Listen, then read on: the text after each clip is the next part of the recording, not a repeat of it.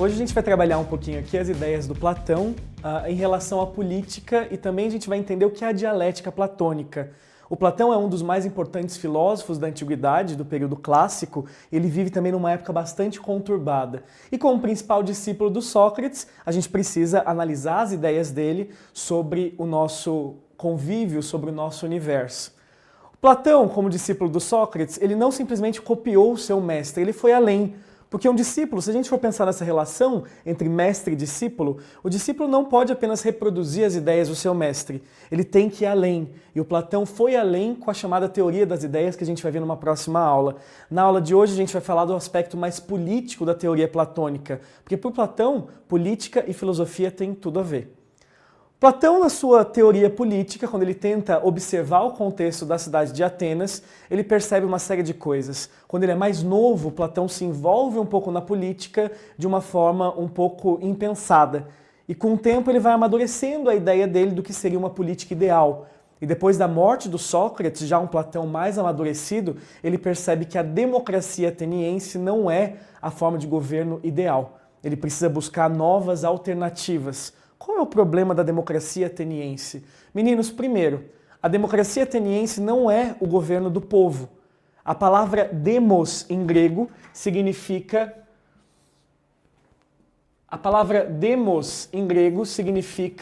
outra coisa que não é povo. Demos é um conjunto de cidadãos. Mas quem é cidadão na Atenas clássica? Cidadão tem que ser filho de pai e mãe ateniense, maior de idade, livre.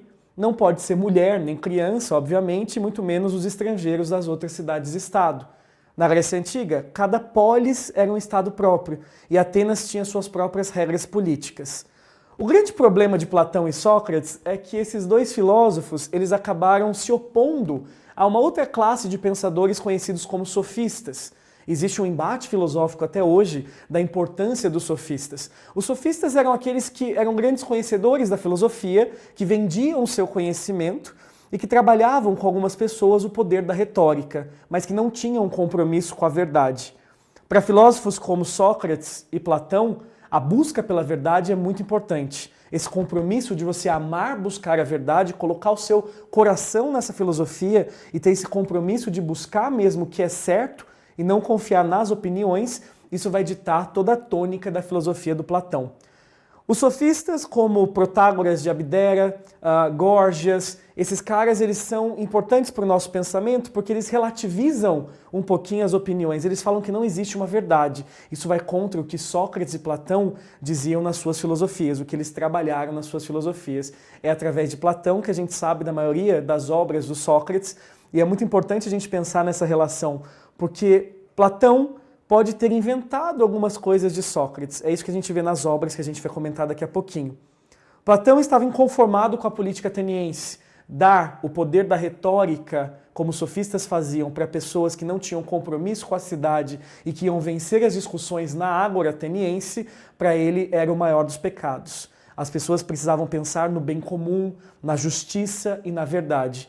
E o Platão faz isso como ninguém, testando aí em várias regiões, como a Sicília, alguns outros modelos políticos. Ele coloca na estrutura de poder dele o filósofo como um grande mediador, como aquele que poderia levar a sociedade para um bem comum verdadeiro e não que a democracia ateniense, já corrupta na época deles, está propondo. Esse bem comum estaria nas mãos do filósofo porque só um filósofo não seria corruptível. Só um filósofo não estaria, por exemplo, sendo enganado pelas ilusões do poder. E por isso Platão tem esse projeto político, mas que infelizmente não se concretiza. Depois que Platão morre, logo em seguida, na verdade, existe a invasão dos macedônios vindos do norte e Atenas deixa de ser a polis tão poderosa como era outrora. A guerra contra Esparta vai acabar desgastando Atenas imensamente. Então Platão tenta avisar, tenta mostrar que a política precisa de uma filosofia, de uma pedagogia, precisa de pessoas empenhadas nisso, no bem comum, e não tentando vencer no berro, vencendo na retórica, na ágora ateniense, né, por vantagens pessoais. Então a ideia do Platão sobre a política é muito importante nesse sentido. A gente precisa também trabalhar aqui na nossa aulinha uma das mais importantes partes, uma das mais importantes ações da filosofia do Platão. O Platão ele é o fundador da Academia de Atenas.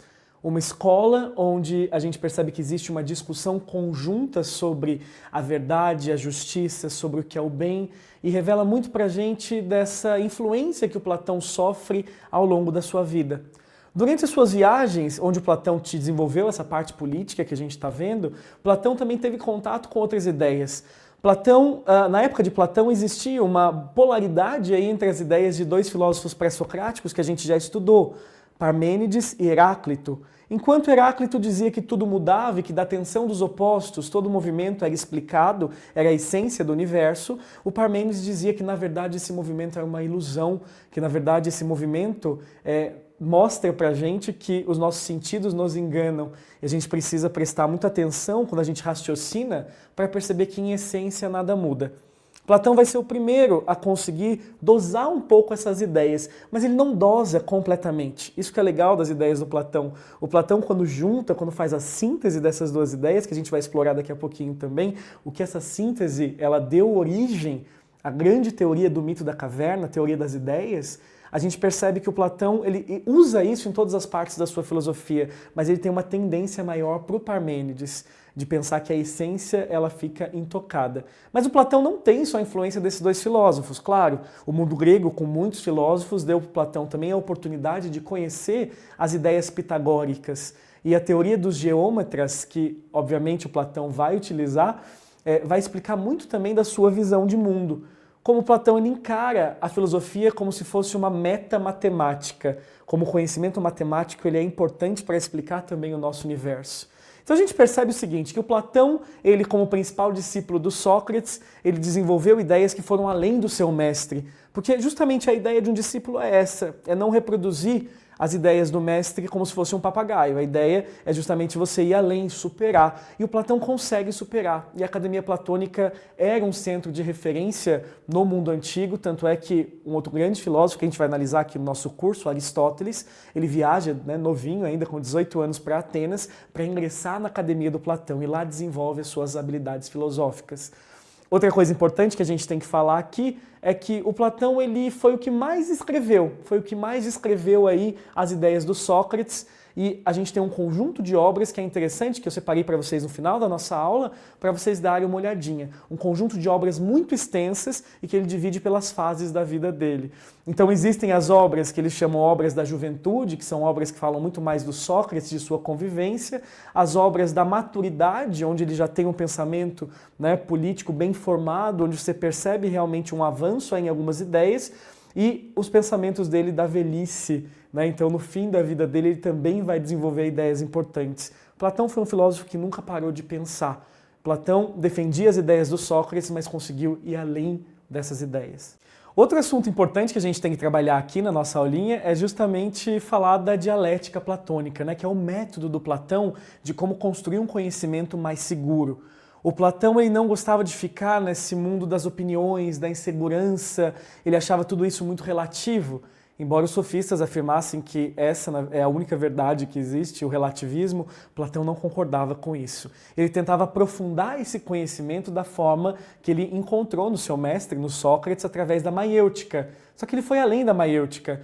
O que o Platão criou no método dialético é justamente uma interdependência de novas teses, que parecem se negar, mas na verdade elas podem se complementar. Isso é muito legal quando a gente estuda a estrutura dialética. Você vai tentando aprofundar esse conhecimento, você sai do mundo das opiniões e acaba transformando isso num conhecimento mais seguro, mais elevado. É como se a pessoa saísse das trevas do fundo de uma caverna e fosse em direção à luz do sol, buscando um conhecimento mais sólido, um conhecimento mais verdadeiro, mais em conexão com a essência de tudo. E a gente pode aplicar aqui o método dialético da seguinte maneira. Eu gosto muito desse exemplo que a gente pode colocar aqui. A liberdade, ela é, na verdade, um conceito importante para a gente no mundo ocidental, só que a liberdade total, muitas vezes, ela é vista como algo perigoso. O oposto da liberdade seria a opressão. Então, se a gente pegar, por exemplo, liberdade e colocar aqui uma oposição com a palavra opressão, a gente percebe que a gente ainda não chegou no ideal. Muita gente fala para mim assim, ô Gui, mas a opressão total, ela também não é boa. Não, a liberdade total pra gente não é boa, mas a opressão total também não. Imagina uma sociedade onde todos fossem livres para fazer o que quiserem. Seria uma sociedade um pouco caótica. Imagina uma sociedade onde a gente tem uma opressão constante. Para o Platão, para o método dialético, a gente tem duas estruturas aqui já. Uma estrutura positiva, a tese, e a antitese, que a gente chama de antítese, o oposto da ideia inicial. Para uma mente que não está acostumada a filosofar, para uma mente simplista, da opinião, ela vai falar, eu prefiro a liberdade. A outra vai falar, não, eu prefiro a opressão. Mas a nossa sociedade ela funciona de acordo com a síntese desses dois elementos. Então, da junção, muitas vezes, não 50-50%, né, a gente percebe que às vezes pende mais para um lado. Mas se a gente conseguir juntar liberdade e opressão, a gente tem aqui a síntese do Platão, por exemplo, que mostra pra gente o que assegura ao mesmo tempo a nossa liberdade e a opressão para que a nossa sociedade funcione, as leis.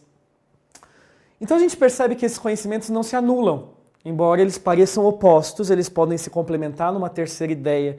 E Platão vai conseguir fazer isso para poder criar o seu mito da caverna. Questionando se Heráclito ou Parmênides tinham razão, tudo muda e nada muda, ideias opostas, tese e antítese, Platão vai ser o primeiro a conseguir resolver este problema. Claro que ele puxa um pouco mais para o lado do Parmênides, como vocês vão perceber na nossa próxima aula sobre Platão, mas ele consegue juntar as duas ideias que pareciam opostas demais, né, para poderem caber numa mesma síntese. E dessa síntese vai nascer a teoria das ideias do Platão. O Platão vai conseguir, nesse momento, criar o mito da caverna ou alegoria da caverna. Um lugar onde existem pessoas acorrentadas no fundo de uma caverna que, depois de se esforçarem, um deles consegue sair e encontrar a luz. Mas onde entra Heráclito e Parmênides nessa história? É isso que a gente vai ver na nossa próxima aulinha. Mas eu queria, na verdade, revisar algumas coisinhas que a gente viu aqui. Então, vamos lá. Na aula de hoje a gente viu algumas coisas importantes do Platão. A gente viu um pouquinho do contexto histórico que ele viveu em Atenas, a gente analisou a visão política dele de tentar buscar um sistema ideal, já que ele criticava a democracia pelo que ela fez com Sócrates, uma democracia corrupta. A gente viu também que Sócrates e Platão eram contra os sofistas, que eram aqueles caras que vendiam o seu conhecimento, não tinham compromisso com a verdade e acabavam ensinando a retórica para pessoas que não poderiam ter esse tipo de poder porque manipulavam a seu favor. A gente viu também que a Academia do Platão foi um centro importantíssimo de conhecimento, onde conjuntamente eles tentavam buscar a justiça, a ideia do bem comum, e que lá o Platão acabou desenvolvendo aí a teoria das ideias, que é uma teoria muito importante através do método dialético. Vocês viram que o método dialético ele não precisa opor duas ideias eternamente. As ideias elas podem justamente ser opostas, mas ao mesmo tempo complementares. E você pode dar um peso maior para um lado ou para o outro lado, assim se for necessário. Mas não acabou não, gente. A gente tem uma outra aulinha do Platão que a gente vai analisar o mito da caverna, a teoria das ideias, o que o Platão acha, por exemplo, sobre a alma humana e a teoria da reminiscência, do que conhecer, na verdade, é relembrar.